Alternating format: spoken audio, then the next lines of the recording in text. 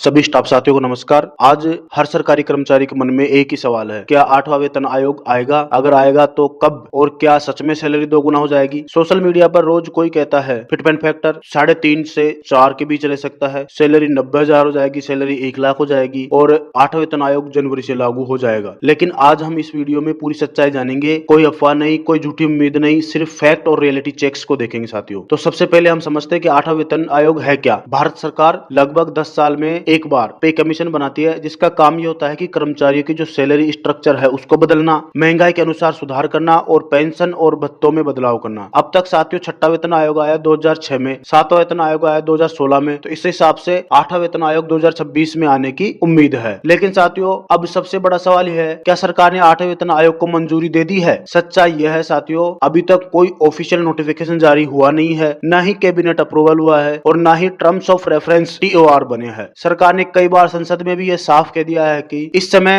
8वें वेतन आयोग को लेकर कोई प्रस्ताव विचाराधीन नहीं है। जो लोग कह रहे हैं अभी कंफर्म हो गया है, जनवरी से लागू है, वो बस एक पूरी तरीके से भ्रामक बातें हैं साथियों। चलिए अब कुछ अफवाहों के बारे में बात कर लेते हैं, जैसे 8वें वेतन आयोग में सैलरी दुगनी हो जाएगी। दोस्तों जैसा आप जानते हो कि 7वें वेतन आयोग में औसतन जो सैलरी का इंक्रीमेंट लगा था वो 14.3% के आसपास लगा था, तो इस हिसाब से कभी भी 100% सैलरी में जंप हुआ नहीं है। और दूसरी अफवाह कि फिटमेंट फैक्टर 3.5 से 4 के बीच में रहेगा, लेकिन साथियों रियलिटी यह है कि अभी तक कोई फिटमेंट फैक्टर तय हुआ नहीं है। 7वां वेतन आयोग में फिटमेंट फैक्टर 2.57 था और फ्यूचर में भी इसके 2.8 से 3 तक होने की पॉसिबिलिटी है, लेकिन अभी तक ये भी चीज कंफर्म नहीं है। और अफवाह यह है कि जनवरी से लागू हो जाएगा, लेकिन रियलिटी यह है साथियों कि कमीशन बनने में 1 से 1.5 साल लगते हैं और रिपोर्ट लागू होने में और टाइम लग जाता है। अगर बना भी तो साथियों 27-28 से पहले लागू होना अभी तक मुश्किल है। अगर 8वां वेतन आयोग आता है तो संभावित बदलाव यह हो सकता है साथियों कि आपकी बेसिक रिवाइज हो सकती है और पे मैट्रिक्स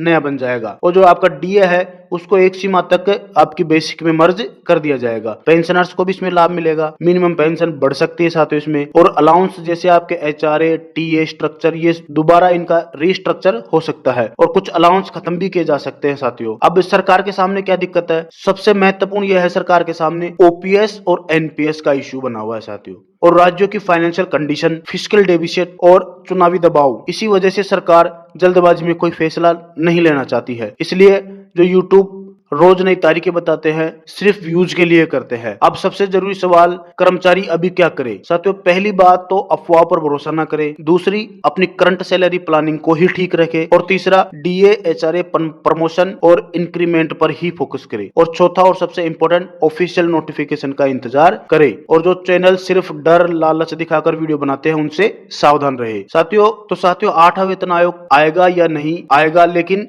अभी नहीं आएगा साथियों। कब तक आ सकता है? 2026 के बाद ही कोई पिक्चर क्लियर हो सकती है कब तक आएगा। साथियों सैलरी कितनी बढ़ सकती है?